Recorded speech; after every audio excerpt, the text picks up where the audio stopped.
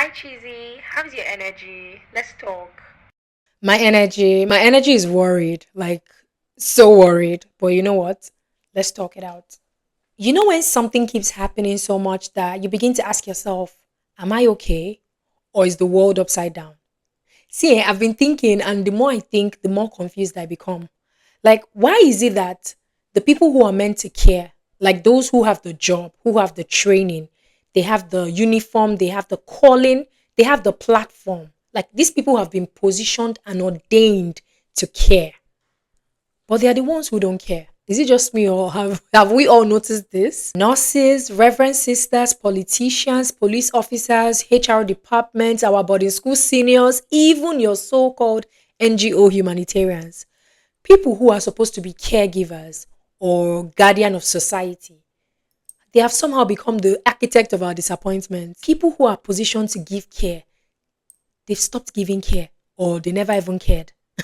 They were meant to serve, protect, and inspire, but instead, they frustrate, they exploit, and disappoint us. So today, I just want to understand. I'm not here to complain. I just want to understand why they don't care. And maybe, just maybe, we'll find some clarity, or at least we cry together. In this episode of Chizzy's Energy Uncovered, I take you through an emotional, funny, and educational journey exploring why Nigerian nurses often say mean, how Reverend sisters and pastors sometimes abuse power, why our police officers act more like predators than protectors, the truth behind cold hearted teachers, why celebrities look nice on screen but act wicked in person, and even how we content creators might be guilty. The truth is, I am confused, I am emotional, but most of all, I am searching for the truth as to why care seems to be dying in our society. Anyways, welcome back to Chizzy's Energy. I studied sociology and I have decided to uncover stories. I drop weekly stories on society, people, true crimes, and real life truths basically. Now, if you have gotten to this point in the video, you are definitely family. Please hit the like button, kindly subscribe, and don't forget to leave your comments down the comment section. Now, let's get right into the story.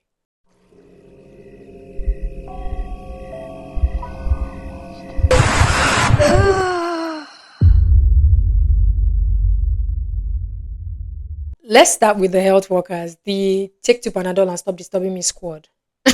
Have you ever been sick? Like you're very sick, you're properly sick, and you find yourself in a Nigerian hospital. You're just sitting there, you're weak, you're tired, you're vulnerable, you're even begging God, please give me small strength. And then you think to yourself, okay, this place is a place of healing, I'm in a place where these people are trained to give care.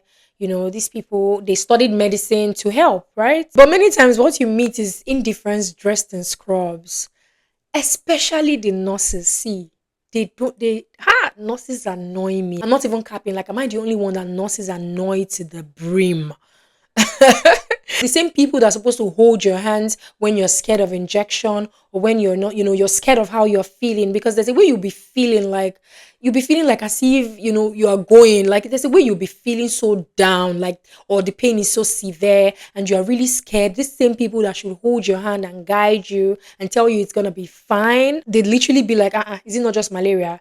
Is it not just a headache? Calm down, oh. Or you are scared of injection, they're like, yo, if you don't calm down now, leave this place. Or if you don't calm down now, this needle would break inside you, and don't come and be calling my name.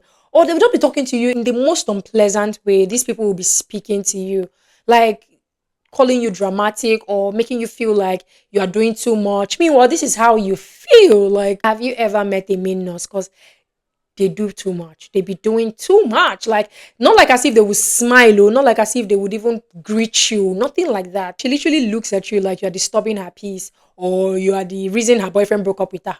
Like, calm down, sis. I'm not your problem. No empathy, no compassion, just cold hands and even colder hearts. But you know what? Let's break this down a little bit deeper. I understand most nurses are overworked, like most Nigerian nurses are overworked. You see, a ward meant for 20 patients, it holds 60. One nurse attending to everyone, like that can be very mentally exhausting, mentally draining. But still, the training is about care. Like, you are trained to just give care. The ethics of medicine is do no harm. Like, do no harm. Yet, what many patients feel is neglect, shame, and even abuse. Have you had a nurse talking rudely? Hey, God. We need to separate compassion fatigue from wickedness, because The truth remains these patients come for healing and not humiliation. Then religious figures, these ones from holy to hostile. Like these are supposed to be the custodians of morality, the God sent leaders. Yet many of them rule with fear and not love, especially reverend sisters. I don't want to even move. I don't want us to beat around the bush. Let's not talk too much. Let's just go straight to where the wickedness is, where the wickedness lies. You see, reverend sisters, have you ever been in a Catholic school run by reverend sisters? Like a boarding school to be precise. See, you think because they are wearing white and carrying rosary, they will not be gentle and soft like Mary. My dear, no. Some of them are trained in boot camp. They will flog you. They will punish you. They will shout at you like you are the one who crucified Jesus. You forgot your rosary care. Sweep the whole chapel for 2 weeks. Like sometimes I ask myself if these women or these sisters chose God or God chose them under duress. Because it has to be like God actually forced them or God was sleeping when he chose them or I don't even know. These people, Reverend sisters, are wicked and mean. If you, some of them, not all of them, I mean, there are good ones.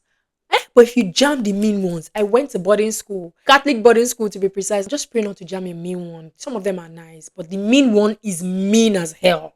You feel me? Like it's not like the mean one is just mean, but the mean one, like when the mean one decides to be mean, she is mean to the core. If you went to a Catholic boarding school, you already understand what I'm saying. Like you already get it. You feel me? 100. Like I can't wait to hear you guys say something in the comment section. Catholic boarders, like you guys already feel me. You know what I'm talking about. I went to a Catholic boarding school, and yo, I'm talking to you with like this is first-hand experience. They are mean when they want to be mean. They are nice people. Some of them are nice. They're good to go. They are very caring. They do everything that you expect them to do. But the ones that want to be mean, Jesus Christ. What you expect is, care, kindness, pleasant words. Many people experience emotional trauma from people who are meant to represent God. Like even the pastors, some pastors today, they've turned altars to ATMs. They find it hard to preach salvation lately. Like some of them, they just be preaching prosperity, prosperity, prosperity. They find it so hard to dive into the real deal, which is salvation. I'm not saying don't preach prosperity, but don't deviate from the major goal, which is salvation, which is leading people to Christ. Like, care for them in that way. That's the main thing you're supposed to be doing, right? I'm not saying don't preach prosperity, but these days, like everything the pastor is preaching prosperity, prosperity. So, like most pastors, like they don't really be giving care, like and stuff like that. Like they literally be forgetting even the Bible says seek ye first the kingdom of God and you know the rest. Religion should comfort the broken and not break the comfortable. But we're here treating God like a brand and faith like business. But if you challenge them now, touch not my anointed and do my prophet no harm. So please, we're done talking about that. Let's move on. Teachers. Hey, you see, our teachers, the first adults to disappoint us, our first encounter with wickedness. See, when I say our first, because I mean, especially the nursery, I'm talking from the crèche teachers, these ones that are handling babies. These ones even shock me most because you're handling kids. I know kids can be frustrating. I'm not disputing the fact that kids can be frustrating, especially if you do not like kids. But if you are a nursery school teacher, it means you are trained to, I mean, Nigeria though, but I mean, it means you are trained to handle the kids. It means you love kids. It means you are for the kids and not against them. But man, nursery school teachers, crèche teachers, our first experience and first encounter with wickedness. Teachers are supposed to shape minds, right? Like encourage, be patient, and inspire. But many Nigerian children remember their teachers as screamers, ear pullers, and even dream killers. I remember I watched a video recently on IG that was going viral.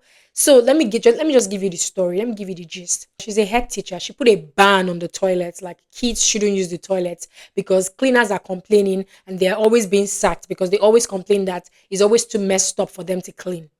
Fine. She put a ban on the toilet and a child pooped on herself.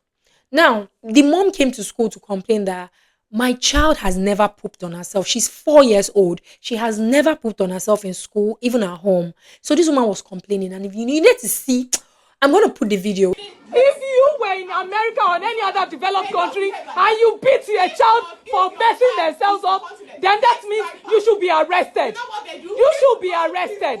Old people, they wear diaper. Get diaper for her. Do you need to shout to be heard? There is no need. Yes. You need to shout to be heard. I find the conversation irritating. Which conversation do you find it irritating? I find it more irritating that you beat my 4-year-old for pooing on herself when you were the one that gave them instruction not to use the toilet. And I tell you, Next time that what you do is to do what? To care for. You told them, and she told me. Yeah, I will call you to come. Because you said you should have called her mother to come and clean the mess. If I complain about the lack of cleaners, is it not my right? I don't want a situation. It's better for us to manage what we have than not to have at all.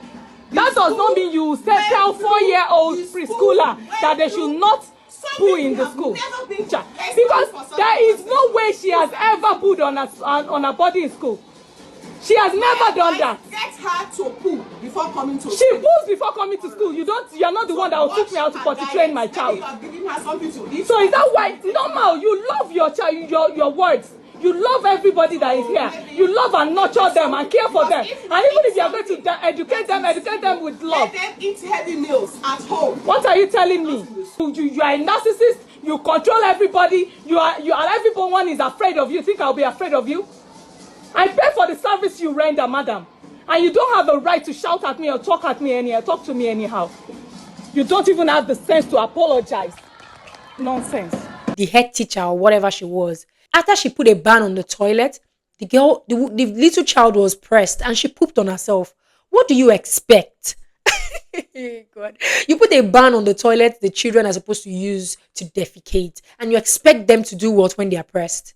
Sit down and be matured? The teacher beat her, even though she claimed it was a spank, but she beat her. I don't care. And then the mother of the child is here complaining to you. No apology, no empathy, no compassion to show you that you are not meant for children. See the reason your cleaners are leaving. They are not taking the job because the toilet is being messed up. So you wanted to reduce the mess in the toilet by putting a ban. It pissed me off so much. Like, I was so angry. I was genuinely angry. You beat my child for pooping on herself after you locked the toilet doors.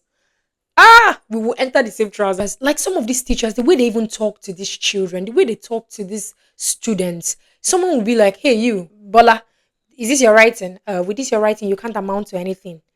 How would you even say that to a child? Like, many teachers are rude. A lot of teachers are so rude. Teachers were supposed to correct our spellings, not crush our spirits. Especially these nursery school teachers. Like, they don't have a reason to be mean because you're handling babies who don't even know what they are doing. But yet, too evil. Like, way too evil. The way they will even be threatening a 3-year-old. Literally, that's how we learned fear early in life. Like, as kids, we were so scared of going to school. Some of us were scared of going to school. We wanted to be home. Our parents will not understand, but you don't know why they don't want to go to school.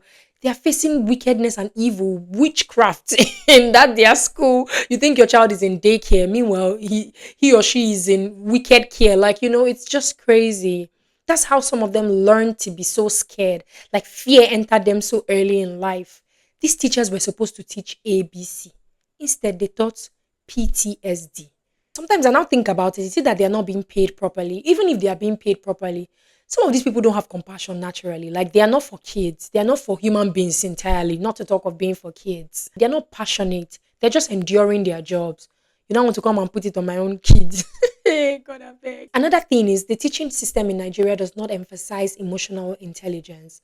It's always just about discipline and results. Teachers should be the ones who see potentials, even when it's hiding behind handwriting or shaky mathematics.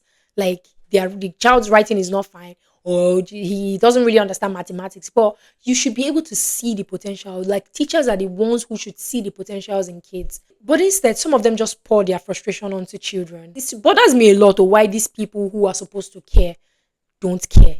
It is busting my head. Then this one, see, a lot of us are going to relate with this ones. Boarding school seniors. These ones, certified oppressors. Like, they gave them certificates to be oppressors. School seniors are definitely seniors, like a class ahead of you, or 2 classes or 5 classes ahead of you. Now, these people are supposed to be caregivers. I feel like they should be caregivers, even though some of them are kind. But when you see the mean ones, you now wonder, what did I do you?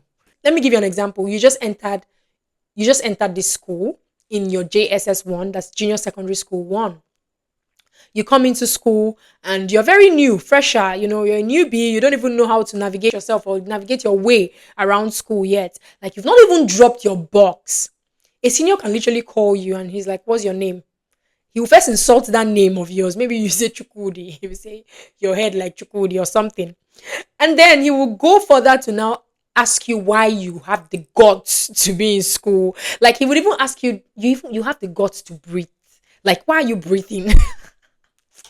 You've not even settled in. You've not dropped your box, or you've not even come into school very well. Like you've not even really entered. You're already going to see Shege. Like, see, they will ask you questions that you'll not be asking yourself. Abi, I come inside devil's house. Am I here? Am I in hell? You are in hell, oh, because you don't even started. Like you've not even seen anything. You see, boarding school seniors, I don't understand them. The crazy part is they went through the same thing as juniors rather. So I wonder why when they become seniors they want to do the same thing. Even though when I was a senior, I felt like I had to do my own. I mean, everybody feels like that, but it still doesn't make any sense. I feel like it's just bully. You people just hide under I'm a senior. You are a bully. You are a typical bully. Your own is worse because you are older and you are bullying the younger ones, not even someone in your age bracket. And most of the times, the person this senior just seniors you with like 3 years because you're in SS1 and then SS3, or you're in the ones that are really higher is like when you're in JS1 and they're in like SS3, or you're in JS2 and they're in like SS3. But you see the ones that you're in SS1, they're in SS3. Sometimes I don't even understand what their problem is. Like, are you mad? We could be age mates, but because I mean, it's we're in a space where there is hierarchy and whatnot. But still, it doesn't make sense to me. Like, why are you so wicked, so mean? I'm guilty too, but it's shocking me. Like, why was I even mean?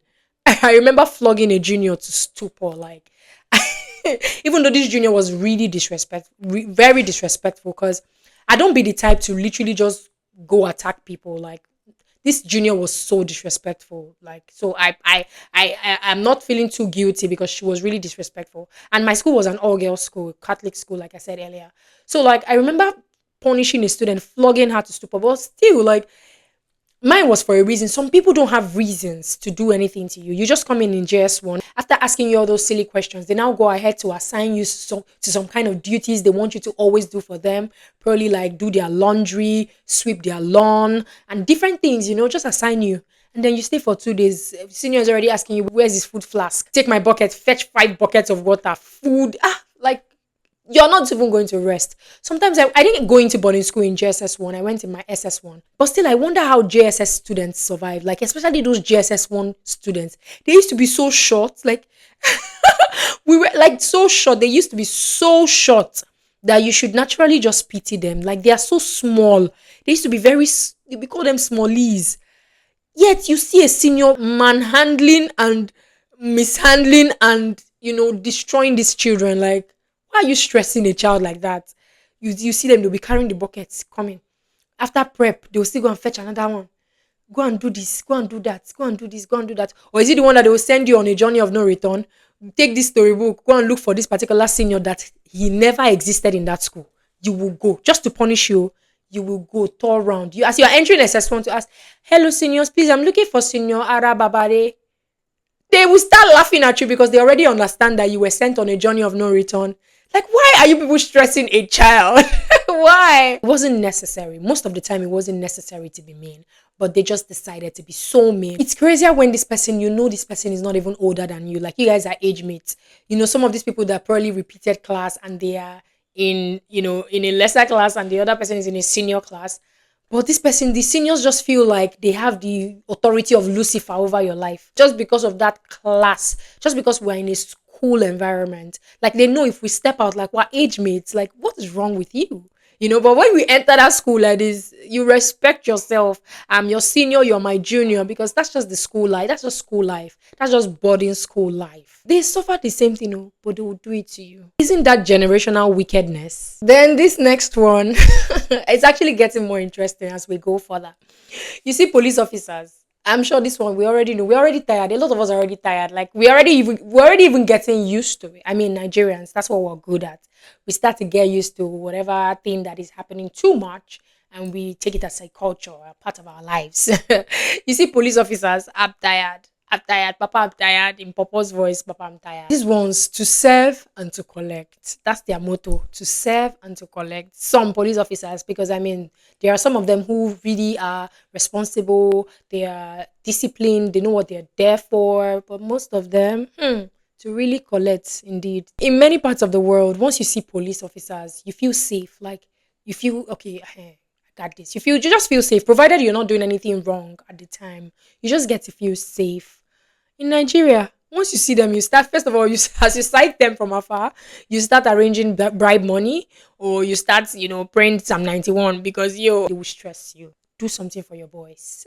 Your boys, my boys. Okay. These people are supposed to care, but they don't care. The crazy thing is when the actual criminals show, when they show face like this, like fully armed and come to challenge the police, they will leave you right in that your car and they will run for their dear lives. They have families, they have kids, they will leave you there.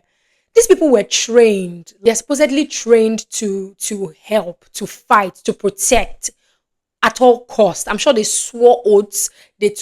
Under the oath, they did a lot of things. They swore that this is their mission, to protect, to care, and all of that. But see, when they see the real criminals, they run too. They run. Oh. They will leave you in that your car and they will run. That bribe they wanted to collect, they will not collect it again. So these people are supposed to care, but they don't be caring though. And don't even get me started with what they do to the poor and powerless ones. When police see all these people that don't have power, or like they are powerless, they're just very normal, very vulnerable. That's when they start to no kindness, no care, just uniforms and egos. Like their uniform and their ego. That's when it starts to cool. It starts to rise. They don't even be given a care in the world that, oh, this person is really vulnerable. Like she or he is just a very random person. They want to show power.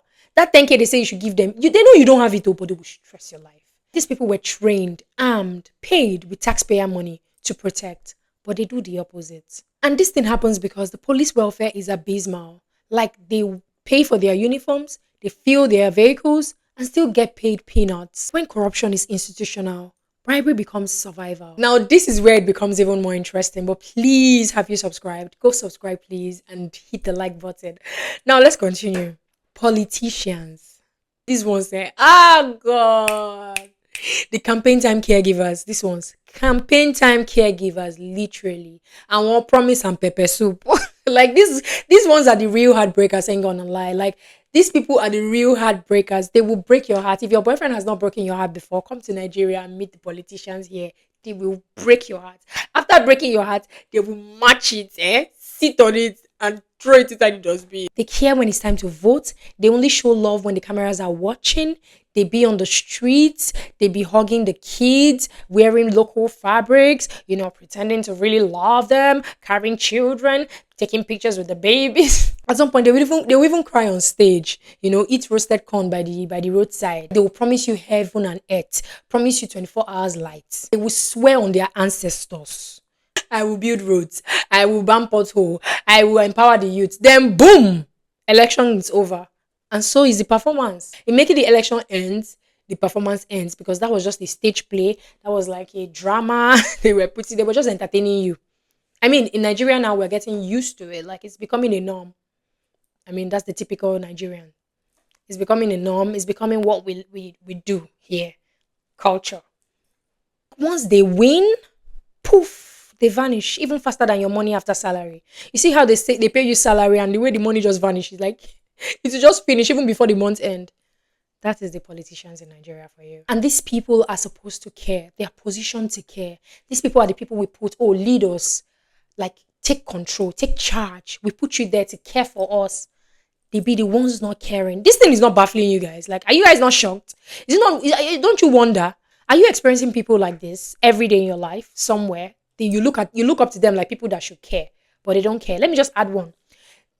Some aunties, I've heard it that a lot of men now, when they were kids, they had aunties who molested them. Now, look at this, like an auntie, that's your mom's sister or your dad's sister, is supposed to care. But a lot of men right now had women, when they were kids, touch their pee or touch their in weird places, tell them to do the wrong things. A lot of crazy things, you get me? A lot of crazy things that aunties did. Then you now come to uncles who had like their nieces in the house. then they now do the worst things, even rape them. Like, these people are supposed to care. This is my auntie and my uncle, but they are the ones destroying my life, or the ones destroying whoever's life. I've never experienced stuff like that before. I don't pray to. I don't even pray for my kids to ever. Now, back to our politicians. Most leaders see politics as business and not service. Care is performed and not practiced. Like, most of them perform the care. They don't practice it. It's not real. It's not genuine. And let's be honest with ourselves. Most Nigerians don't demand accountability enough. Like I always say, we always seem to adjust. We always tend to move on, accept it, take it as our culture, our way of life. We forget easily and we relax. Like, we just calm down. We don't stress too much about things in this country. We're just too comfortable. I don't know. We're very comfortable people. Like, we catch a lot of cruise and we just move on with our lives. Like, we can't be too stressed. Purr. But reality check. If a president can fly abroad for checkups while the hospitals at home collapse, it shows you where the care lies. Now, this one is one that really annoys me. Like, it really just annoys me. You see celebrities. Public love, private arrogance. Not all of them, though. Some celebrities. Some celebrities are so arrogant behind the cameras. Like, these people are mean. When you see how a celebrity treats her PA, I even have one. I don't want to tell too much stories, but I have a story of where a celebrity, I won't call names, but this celebrity, the way she treats her PAs, like she has sacked several PAs, but in the industry, the way everybody carries her, she's the trophy, she's the humanitarian, she's the philanthropist, she's the lover of all. She's such a sweet girl. Oh my gosh, she's such a baby. Oh my gosh, she's such a beautiful darling, yummy, yummy, chicky chicky. But behind the camera or behind that industry world, that life, those people, evil. But when she's in the midst of people who, she wants them to see her, as this person or rate her as that person. You know that sound? Yeah, mother. That's really the sound for this particular celebrity. She's so annoying. Like, I've had someone who was her PA. I know a friend of mine who was her PA. And the story she has to tell about this woman is crazy. So yeah, most of the celebrities be doing the most. Like, you like them, you be liking them, you be the fan, like you be liking them. But if you get to know them, you be like, Kilele, like, what is this? Is this the person I really was fanning? Like, I they blow you breeze since I don't know, say this is you. Like, I'm not even capping. On screen, they're so bubbly, caring, and relatable.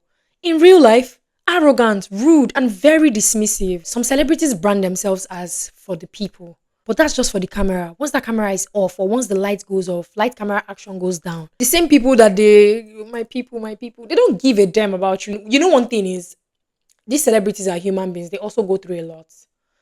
But they are the fakest, the most pretentious. I'm not even going to lie. Like, they are the most pretentious people out there in the world. I'm not even speaking of just Nigeria. Like, it's everywhere. They are the most pretentious people you could ever come across. Yeah, because I mean, most of them are actors, singers. They have to do everything for the camera. They are always, their major aim is like everything for the camera. Everything should be done well for the camera. That's their motive. That's their motto. These celebrities be going through the most. Some of them have lives. They are alive. They have lives. Not some of them. All of them have lives. They are human beings as well. They also have their challenges. They also have their bad characters. They are not perfect people. They're just being praised. They're just being loved and whatnot. But they are not perfect. They have their lives that, probably is not going so well or something, anything. So I don't really blame them. But, like, the fakeness is just too much. That's my own problem. Like, the fakeness is just too much. What you see is not what you get. See, celebrities are a typical example of what I ordered versus what I got.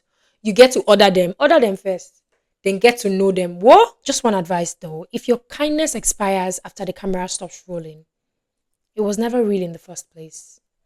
It was never real to begin with. NGO workers and humanitarians. You see, this one is even more painful. Anything that has to do with the kids, especially, it hurts me. I don't know. Most NGOs now is always about the kids, orphanage, motherless, widows and whatnot. Like, you think they're out there saving lives, but some NGO workers, they have like these God complexes. They be bullies. Most of them be bullies. Most of them be arrogant. Most of them be their hearts stone. You will literally see the ones that will take pictures with hungry children.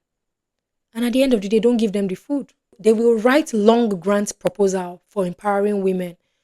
These women will not see shishi, kobo. Like they will collect grants for empowering women.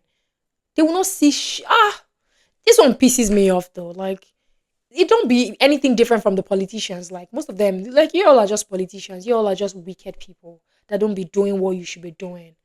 Irresponsible people. Some of them, not all of them. Some NGOs are really good, while some they're just there to collect. As an NGO now, you get things, you get gifted. People would pay into your account. Most of them just want to eat from different places, but they don't want to give. I even posted a video on Instagram where I gave my opinion. I was really angry. Like this woman literally saw a woman and her child. I'm going to put the video up there. I'm going to put an eye on her face now, and I'm going to submit it to the estate, and I'm going to submit it to the estate security. If you want to come and do your job, you do your job, but you don't bring an 11-year-old girl as early as 4:35, 6 for child labor. Do we understand that? Do we understand? I'm not going to listen to your predicaments today. I can give you time to listen to your predicaments, but don't ever bring this girl out. Drop the broom, go and sit down there. Sit down there. Until you're done, then you can go back home with her. Is that okay? Yes. You come here how many times a day? It's Monday to Saturday. Monday, Tuesday, Wednesday, Thursday, Friday, Saturday. Okay. So that means that peradventure, I might still jam her again. Right? It's only during the holidays, but she's going to school. Okay. Good morning. Okay. She's going to school. Yes, because today is public holiday, that is why she followed me. Okay. So it's a job that pays you. Okay. So very well. That means there's no issue. So if that be the case, she's not part of this. Okay? Child labor is wrong. If you try it again, if I see her, that's the last day you will see your daughter. We're going to take her into custody where she'll be properly taken care of. Which child support? You. What do you know about child support? If you know anything about child support, then you already know that child, you could just call the woman to the side, take her to the side and tell her everything you need to tell her, threaten her, warn her, do everything you need to do with her. Not right in front of the child. It only says a lot about you. And the crazy thing is, it was a fellow woman. It wasn't even a man. It was a fellow woman, a mother as well. You stood right in front of the woman's child and insulted her, and you humiliated the woman. That child needed not that information you were passing. Many NGOs are donor-driven, not mission-driven. If your project is all documentation, all camera, and no compassion, you are not a humanitarian. You are just a glorified admin. Then content creators, are we also guilty? I beg, let's call ourselves out too. Most of us act like our content is above correction. We say we are for the people, but only when it's convenient. One Tintily advice for us: if you have an audience, you have responsibility. You see, being seen by others means you must see them too. Take it or leave it. Don't mention. Okay, this one is very personal to me, but I'm sure a lot of people can relate. Tell me why even my skin don't care.